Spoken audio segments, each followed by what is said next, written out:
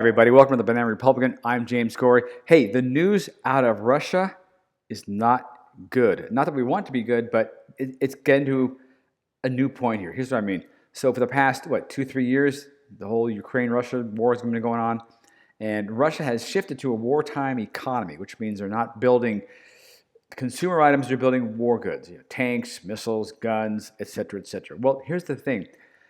They're having labor shortages, they're having demand shortages, and they're investing in things on a wartime economy that aren't filtering down to the rest of the economy, right? They're getting blown up in the Ukraine, right? They're sending tanks and missiles and planes and helicopters and outfitting men and material to go to Ukraine, but there's no productivity. In other words, it's a one-time productive event, right? All that material is going over there.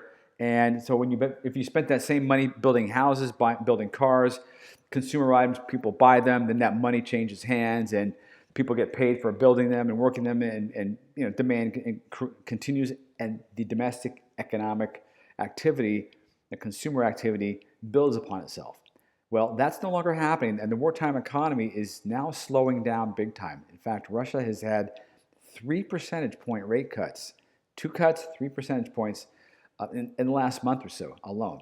They're facing labor shortages, and they're facing, quite frankly, there's work opportunities.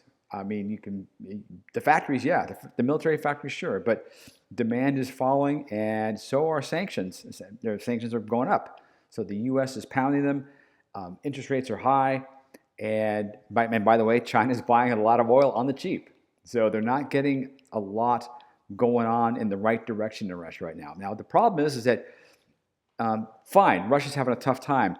They're building new and better submarines, new and better missiles, and they're showing on Russian TV and so forth, missiles hitting London, missiles hitting Washington, right? Some kind of propaganda, whatever it might be, but it's not a good thing. It's not a good message to be sending that.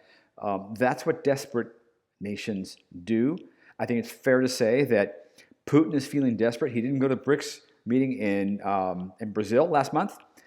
Nor did China's Xi Jinping, and Russia's Putin didn't go. I don't think he could go. I think his position is very, very tenuous right now. The country's not doing well. The companies that were doing well are not doing well now because they're not making consumer goods. So the consumer economy, consumer demand is down, and income is down, and inflation's up. And so, literally, their central bank has said we may be on the verge of a recession in Russia.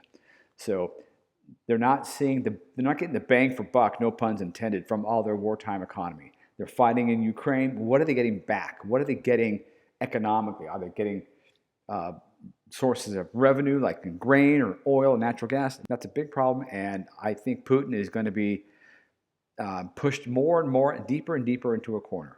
He's going to have to find something to do, some way to act to get Russia out of this. To get them through it. I don't know what that's going to be, but the future looks much less bright today than it did a year ago for Russia. And so here we are. Putin's in deep trouble. We'll see what he does. I'm James Gorey. See you next time.